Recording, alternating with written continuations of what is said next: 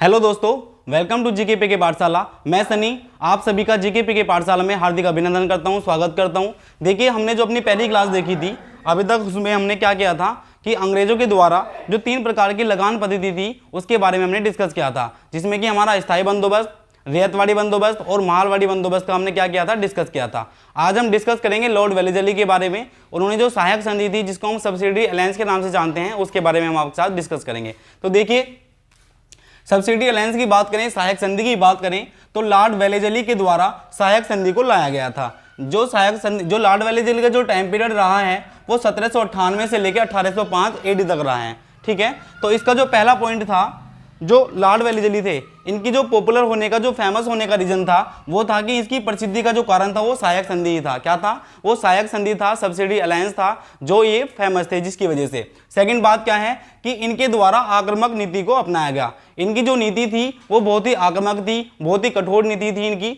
और third point जो है हमारा, यह ब्रिटिश ईस्ट इंडिया कंपनी को सर्वोच्च शक्ति बनाना चाहता था। जो हमारे लॉर्ड वेलेजली जो हैं, जिसका टाइम पीरियड क्या है 1798 से लेकर 1805 एडी का जो टाइम पीरियड है, ये क्या चाहते थे कि जो ब्रिटिश ईस्ट इंडिया कंपनी है उसको सर्वोच्च शक्तिशाली बनाना चाहते थे, महाशक्ति बनाना चाहते थे।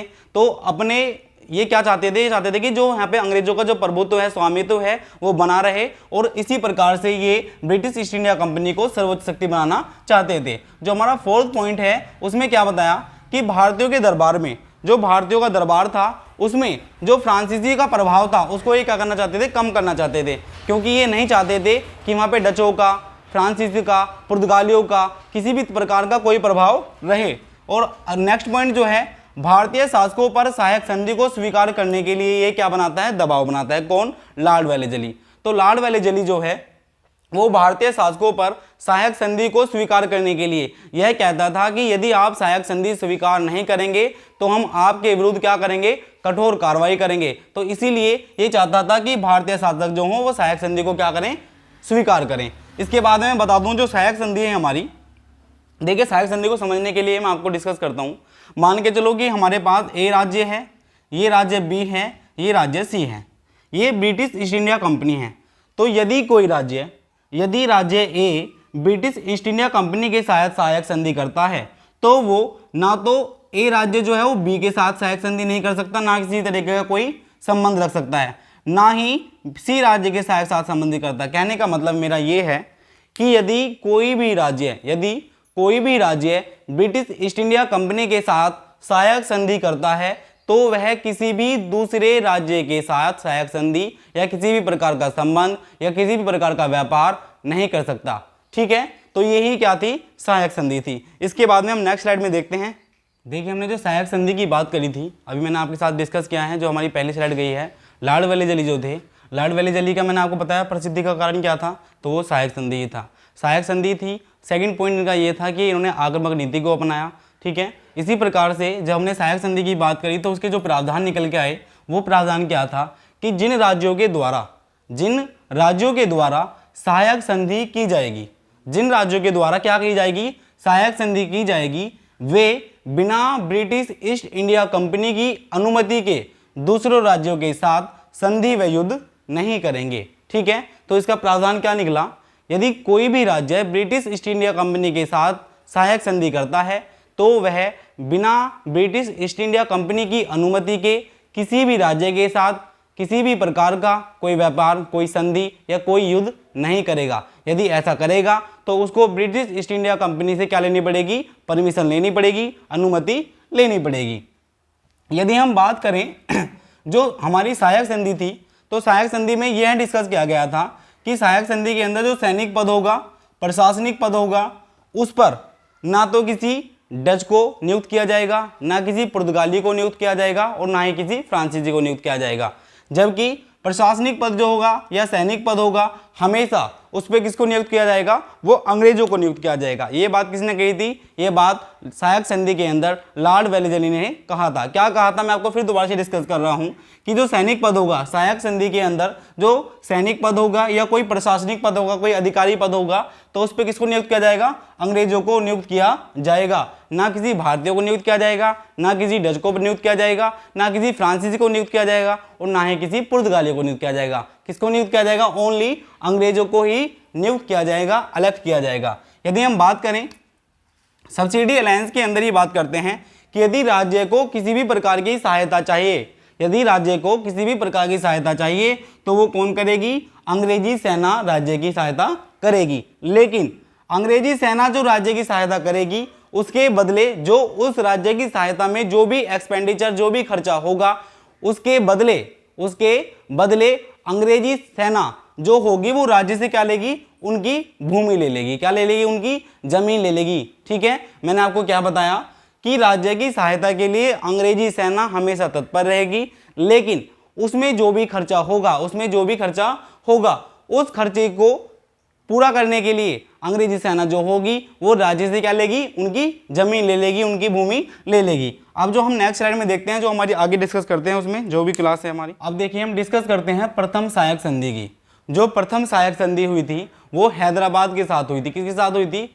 जो प्रथम सहायक संधि हुई थी वो हैदराबाद और ब्रिटिश ईस्ट इंडिया कंपनी, जो हैदराबाद राज्य था उसकी बात है 1798 की। कब की बात है? 1798 की बात है, जिसके हैदराबाद के नवाब कौन थे? निजाम अली। तो हैदराबाद के नवाब निजाम अली के साथ ब्रिटिश ईस्ट इंडिया कंपनी के साथ क्या हुई थी? प्रथम सहायक संधि हुई थी, जो कब हुई थी? 1798 में हुई थी। यदि हम दूसरे राज्य की बात करें तो दूसरा राज्य था मैसूर, जिसका जो मैसूर था इसके साथ हुई थी 1799 में, और जिसके कौन थे? कृष्णराज अड़ियार। कृष्णराज अड़ियार के साथ जो सहायक संधि हुई थी वो 1799 में मैसूर राज्य के साथ हुई थी। जो मैसूर राज्य के कौन थे? राजा थे कृष्णराज अड़ियार। 1799 की बात है जो सेकंड सहायक संधि होती है। उसके बाद में यदि हम तीसरे राज्य की बात करें, जो अवध के राजा शहादत अली खां के साथ हुई थी 1801 में।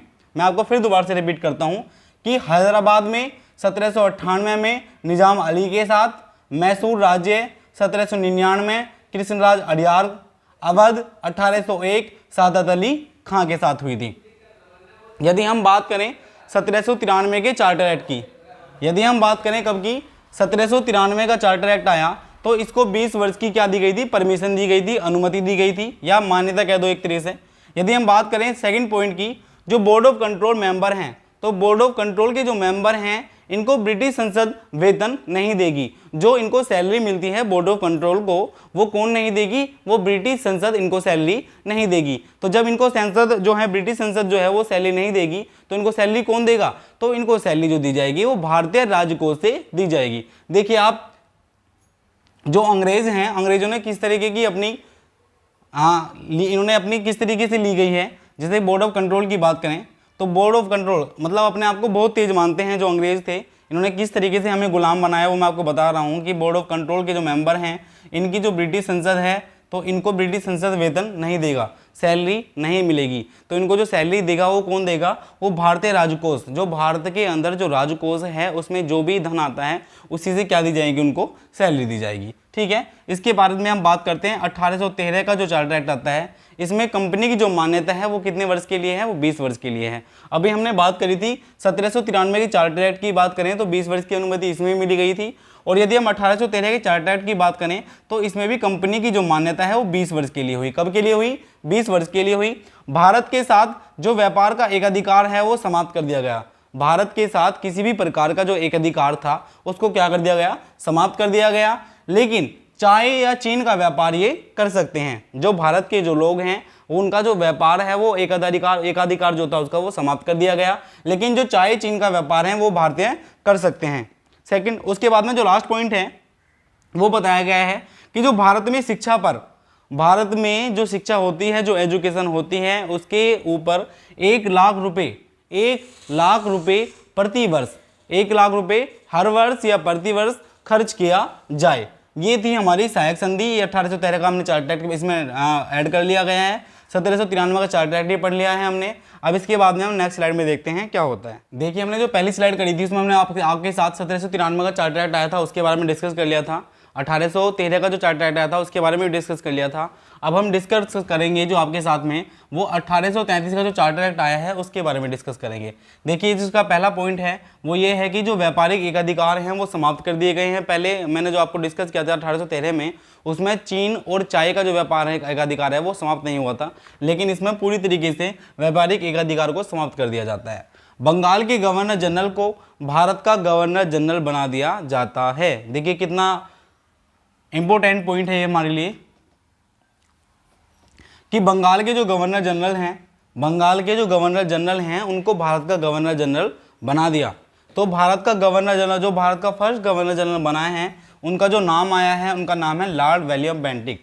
और ये क्वेश्चन आपके एग्जाम में काफ़ी बार पूछा भी गया है कि भारत के प्रथम गवर्नर जनरल का नाम बताएं। तो उनका नाम यदि क्वेश्चन आता है तो आप क्या आंसर देंगे? Lord William Bentinck. Lord William Bentinck उसका आंसर आप देंगे। यदि हम बात करें नेक्स्ट पॉइंट की, तो गवर्नर जनरल की जो परिषद होगी, गवर्नर जनरल की क्या होगी? जो परिषद होगी उसमें एक कानूनी सदस्य होगा। कौन होगा? एक कानूनी सदस्य होगा। कब होगा?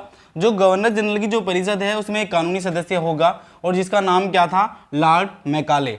लॉर्ड मैकाले की यदि हम बात करें तो जो अंग्रेजी शिक्षा की जो पद्धति यहाँ पे हमारे भारत के अंदर लेके आए थे वो लॉर्ड मैकाले ही लेके आए थे। तो दो क्वेश्चन हमारे बहुत इंपॉर्टेंट बनते हैं कि भारत के अंदर अंग्रेजी शिक्षा की पद्धति लेके आए लॉर्ड मैकाले, और बंगाल के जो गवर्नर जनरल थे जिनको भारत का गवर्नर जनरल बनाया गया। तो यदि हम क्वेश्चन की बात करें कि भारत के प्रथम गवर्नर जनरल का नाम बताएं तो लॉर्ड विलियम बेंटिक। और यदि हम बात करें कि भारत में अंग्रेजी शिक्षा पद्धति लाने वाले व्यक्ति कौन हैं तो वह लॉर्ड मैकाले। अब हम नेक्स्ट स्लाइड में देखते हैं अपना क्वेश्चन। देखिए अब हम बात करते हैं लॉर्ड विलियम बेंटिक की। लॉर्ड विलियम बेंटिक का जो टाइम पीरियड रहा है वो 1828 से 1835 तक रहा है। कब तक रहा है? 1828 से 1835 तक का time period Lord William Bentinck का रहा है। जो एजुकेशन सोशल फॉर्मेशन के बारे में बात करें तो फर्स्ट एजुकेशन सोशल फॉर्मेशन जो हैं वो कौन है? वो लॉर्ड विलियम बेंटिक ही हैं। जिसने फर्स्ट शिक्षा सामाजिक गठन किया था तो वो किसने किया था? लॉर्ड विलियम बेंटिक ने किया था। यदि हम बात करें जब 1813 का जो चार्टर एक्ट आया था, 1813 का जो चार्टर एक्ट आया था उसमें जो 1 लाख रुपए खर्च प्रति वर्ष होंगे वो यह बात का डिस्कशन भी किसने किया था? लॉर्ड विलियम बेंटिक ने ही किया था। उसके बाद में हम डिस्कस करते हैं गवर्नर जनरल जो हैं वारेन हेस्टिंग आए। कौन आए? गवर्नर जनरल कौन आए? वारेन हेस्टिंग आए, जिनके टाइम पीरियड में ही शिक्षा समिति जो है वो 2 समुदाय में बट गई। शिक्षा समुदाय जो है वो जो शिक्षा समिति है वो 2 समुदाय में बट गई। किसके टाइम पीरियड के अंदर ही? जब गवर्नर जनरल वारेन हेस्टिंग का टाइम पीरियड था। तो इसमें जब शिक्षा समिति 2 समुदाय में बटी तो उनके 2 समुदाय के जो नाम हैं वो एंग्लोवादी और प्राच्यवादी के नाम से आते हैं। किस किस नाम से आते हैं जी? एंग्लोवादी और प्राच्यवादी के नाम से आते हैं। जिसमें कि हम एंग्लोवादी की बात करें तो भारत में अंग्रेजी शिक्षा, एंग्लोवादी जो हैं वो भारत में कई शिक्षा चाहते हैं? अंग्रेजी शिक्षा चाहते हैं। जबकि जो प्राच्यवादी हैं वो भारत में भारतीय शिक्षा चाहते हैं। वो चाहते हैं कि भारत के अंदर भारतीय शिक्षा ही हो, ना कि अंग्रेजी शिक्षा। उसके बाद में बात करते हैं जो एंग्लोवादी हैं उसमें जो भारत में अंग्रेजी शिक्षा चाहते हैं उनमें कौन कौन है जो अंग्रेजी शिक्षा के बारे में कह रहे हैं कि अंग्रेजी शिक्षा चाहिए हमें? तो उनका नाम है ट्रेवेलियन और राजा राममोहन राय। राजा राममोहन राय और ट्रेवेलियन ये चाहते हैं कि भारत में अंग्रेजी शिक्षा की पद्धति हो। लेकिन प्राच्यवादी में बात करें तो भारत में भारतीय शिक्षा हो, ये चाहते हैं कौन? जेम्स प्रिंसेप और विल्सन विलियम जोन्स। ये 2 जो व्यक्ति हैं ये चाहते हैं कि भारत में कौन सी शिक्षा हो? भारत में भारतीय शिक्षा हो। अब हम नेक्स्ट स्लाइड में देखते हैं। देखिए जो लॉर्ड विलियम बेंटिक थे 1828-1835 के अंदर हमने बताया आपको कि जब वारेन हेस्टिंग जो गवर्नर जनरल थे उनके जब ये आए थे तो इनके टाइम पीरियड में क्या हुआ कि जो शिक्षा समिति थी, शिक्षा समिति जो थी वो 2 वर्गों में बढ़ गई थी, जिनके 2 वर्गों के नाम थे एंग्लोवादी और प्राच्यवादी। तो इन 2 वर्गों से बाहर निकलने के लिए क्या किया गया? देखिए प्राच्यवादी व एंग्लोवादी से बाहर निकलने के लिए, प्राच्यवादी व एंग्लोवादी से बाहर निकलने के लिए 1834 ईस्वी में लॉर्ड मैकाले के नेतृत्व में शिक्षा समिति का गठन किया गया। कब किया गया? 1834 ईस्वी की बात है। लॉर्ड मैकाले के नेतृत्व में क्या किया गया? शिक्षा समिति का गठन किया गया। देखिए नेक्स्ट पॉइंट जो है, फरवरी 1835 में रिपोर्ट प्रस्तुत की गई जिसे मैकाले रिपोर्ट के नाम से भी जाना जाता है। कब की बात है? फरवरी 1835 की बात है जब लॉर्ड मैकाले अपनी रिपोर्ट को लेकर आते हैं तो उसे लॉर्ड मैकाले रिपोर्ट सुझाव के नाम से भी जाना जाता है। उसके बाद में देखिए भारत में अंग्रेजी शिक्षा पद्धति लागू की जानी चाहिए, ये बात भी किसने कही थी? लॉर्ड मैकाले ने। जब 1835 में से लागू किया गया, किसको मैं बता रहा हूँ आपको कि फरवरी 1835 में रिपोर्ट प्रस्तुत की गई जिसे मैकाले रिपोर्ट सुझाव के नाम से जाना जाता है। उसके बाद में मैंने आपको बताया कि भारत में अंग्रेजी शिक्षा पद्धति लागू की जानी चाहिए। ये किसने कहा? ये बताया लॉर्ड मैकाले ने। लॉर्ड मैकाले ने कहा कि भारत में अंग्रेजी शिक्षा पद्धति लागू की जानी चाहिए। उसके बाद में अंग्रेजी को शिक्षा का माध्यम अंग्रेजी को जो है वो शिक्षा का माध्यम बनाया जाए। अंग्रेजी जो लैंग्वेज है उसको शिक्षा का माध्यम बनाया जाए। यदि यहाँ पे अंग्रेजी को शिक्षा का माध्यम ना बनाते तो शायद हमारे यहाँ पे आज इंग्लिश सब्जेक्ट नाम ही ना होता। क्या ना होता? इंग्लिश सब्जेक्ट का कोई नाम नहीं होता। तो फिर क्या हुआ कि अंग्रेजी को शिक्षा का माध्यम बनाया गया। और इसमें क्या बनाया गया? देखिए, ब्रिटिश ईस्ट इंडिया कंपनी जो है, ब्रिटिश ईस्ट इंडिया कंपनी जो है, जो भारतीय जो उच्च वर्ग के लोग जो हैं उनको क्या करेगी? शिक्षित करेगी। उसके बाद में जो भारतीय उच्च वर्ग के जो लोग शिक्षित हो जाएंगे वो किस किस को शिक्षित करेंगे? वे उच्च वर्ग जो हैं, उच्च वर्ग के जो लोग हैं वे मध्यम वर्ग व निम्न वर्ग को क्या करेंगे? शिक्षित करेंगे। तो इन्होंने क्या किया? ब्रिटिश ईस्ट इंडिया कंपनी वालों ने क्या काम किया है कि जो भारत के जो उच्च वर्ग के लोग हैं उनको शिक्षित करा। उसके बाद में जो भारत के जो उच्च वर्ग के लोग हैं वो किस किस को शिक्षित करेंगे? वो निम्न वर्ग को और मध्यम वर्ग को क्या करेंगे? शिक्षित करेंगे। इसे ही क्या कहा जाता है? इसे ही डाउनवर्ड इन्फिल्ट्रेशन थ्योरी, इसे क्या कहा जाता है? Downward infiltration. तो इसी को ही डाउनवर्ड इन्फिल्ट्रेशन थ्योरी कहा जाता है, जिसको यदि हम हिंदी में बात करें तो हम इसको हिंदी में क्या बोल सकते हैं? अधोमुखी निस्पंदन सिद्धांत। डाउनवर्ड इन्फिल्ट्रेशन थ्योरी को हिंदी में बोलते हैं अधोमुखी निस्पंदन सिद्धांत। तो यदि आपसे क्वेश्चन पूछा जाए कि डाउनवर्ड इन्फिल्ट्रेशन थ्योरी जो है वो उसे लाने वाला व्यक्ति का नाम बताएं, तो नाम क्या है फिर उनका? Lord Macaulay. क्या नाम है? लॉर्ड मैकाले उनका नाम है, जो क्या लेके आए थे? Downward infiltration theory. यदि आपसे पूछा जाए कि डाउनवर्ड इन्फिल्ट्रेशन थ्योरी क्या थी, तो यह क्या थी? इसमें ब्रिटिश ईस्ट इंडिया कंपनी उच्च वर्ग के जो भारत के लोग हैं उनको शिक्षित करेगी, और जो उच्च वर्ग के जो शिक्षित लोग होंगे वो मध्यम वर्ग व निम्न वर्ग को क्या करेंगे? शिक्षित करेंगे। इसी को ही डाउनवर्ड इन्फिल्ट्रेशन थ्योरी के नाम से जाना जाता है, जिसको हिंदी में बोला जाता है अधोमुखी निस्पंदन सिद्धांत। जरूरी नहीं है कि वो आपसे पूछें कि डाउनवर्ड इन्फिल्ट्रेशन थ्योरी, वे आपसे हिंदी में ही पूछ सकते हैं कि अधोमुखी निस्पंदन सिद्धांत। अधोमुखी निस्पंदन सिद्धांत को लाने वाले व्यक्ति का नाम बताएं, तो लॉर्ड मैकाले आप आंसर देंगे। अब हम देखिए, जो लॉर्ड विलियम बेंटिक के बाद में जो सामाजिक सुधार हुए हैं उसके बारे में हम डिस्कस करते हैं कि सामाजिक सुधार में हुए क्या क्या है। तो फर्स्ट पॉइंट है कि 1829 में कानून बनाया। 1829 के अंदर लॉर्ड विलियम बेंटिक ने एक कानून बनाया था, जिसमें क्या कानून था कि सती प्रथा को क्या कर दिया? अवैध घोषित कर दिया।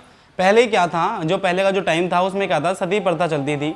यदि किसी औरत का कोई हस्बैंड है वो एक्सपायर हो जाता है तो वो सती हो जाती थी, ठीक है ना? क्या हो जाती थी? सती हो जाती थी। तो इस सती प्रथा को क्या कर दिया? अवैध घोषित कर दिया। किसने? लॉर्ड विलियम बेंटिक ने। आपका यहाँ से भी एक क्वेश्चन बनता है कि सती प्रथा को अवैध घोषित करने वाला या उस पर रोक लगाने वाले व्यक्ति का नाम बताएं, तो उस व्यक्ति का नाम क्या है? लॉर्ड विलियम बेंटिक उसका नाम है। यदि हम बात करें 1833 में, तो 1833 में जो बाल वध है उस पर भी क्या लगा दिया गया? प्रतिबंध लगा दिया गया।